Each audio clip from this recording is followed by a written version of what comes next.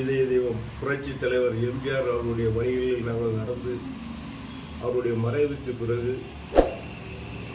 அவர் வழிகாட்டி சென்றிருக்கின்ற அவர்களுடைய அரசியல் வாரிசாக கழக பணியாற்றி வந்த புரட்சி தலைவி அம்மா அவர்களுடைய தலைமையேற்று நாங்கள் அரசியலில் பல வருடங்களாக பணியாற்றி வந்தோம். நான் கிட்டத்தட்ட 13 வருடங்கள் நகர எம்ஜிஆர் மன்ற செயலாளராகவும் கிட்டத்தட்ட 7 வருடங்கள் நகர கழக செயலாளராகவும் பணியாற்றி வந்தேன். 2 வருடம் மாவட்ட எம்ஜிஆர் மன்ற செயலாளராகவும் பணியாற்றி வந்தேன்.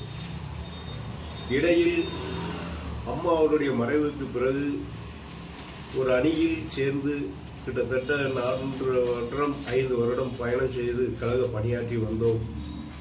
இன்றைக்கு காலத்தின் கோலம் நாங்கள் சென்ற பாதை தவறான பாதை என்று உணர்ந்து எண்ணிக்கொண்டிருக்கின்ற போது அம்மாவின் அரசியல் வாரிசான புரட்சி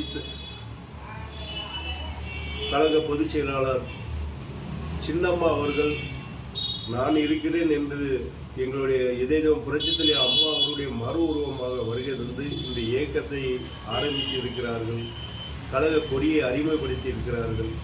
அவர்கள் பின்னால் செல்வதென்று எங்கள் தூத்துக்குடி மாவட்டத்தில் உள்ள நிர்வாகிகள் அனைவரும் ஒன்று திரண்டு முடிவு செய்து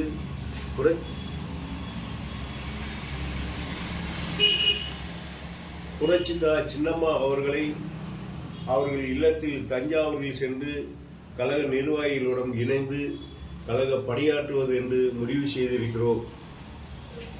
புரட்சி தலைவி அம்மா அவருடைய அரசியல் வாரிசான புரட்சிதா சின்னம்மா அவர்கள் எந்த முடிவு எடுத்தாலும் இனிமேல் நாங்கள் உயிர் வாழுகின்ற வரை அம்மா அவர்கள் பின்னால் செல்வதென்றும் அம்மா அவர்கள் சொல்படி நடப்பது என்றும் கழக பணியாற்றுவது என்றும் வருகின்ற தேர்தலில் அம்மா அவர்களை யாரை சுட்டி காட்டுகிறார்களோ அவர்களுக்காக வெற்றி பெற நாங்கள் பயணம் செய்வோம் என்பதை இந்த தருணத்தில் கூறிக்கொள்கிறேன்.